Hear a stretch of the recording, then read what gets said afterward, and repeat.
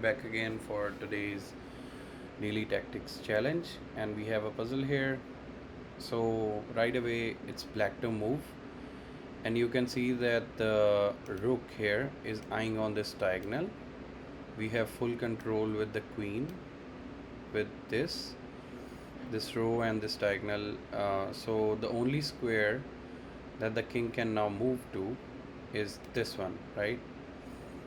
So if we give a check from the either the rook or the queen,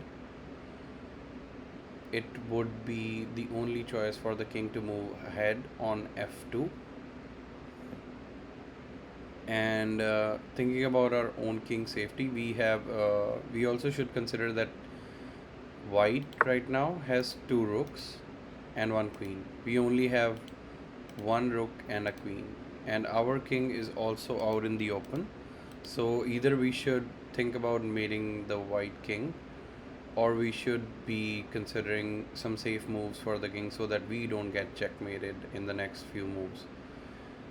So yeah, had we had any control over this file um, here, then we would just have checkmated white, because white does not have any control over this um, row or this. So yeah, let's consider the next few moves. If we move the rook to this h1, then the king would move to f2. Then we can come back with the rook to h2, and then if the king goes back, we can just mate the king when we have the queen on g2 and our rook on h2. So yeah, that would be mate. But the king, once we have our rook here and the king was here, now the king can also go to this square. So yeah, so this square the king cannot go to, because we already discussed that we can mate the white king there. And then king cannot move here because we will have control over this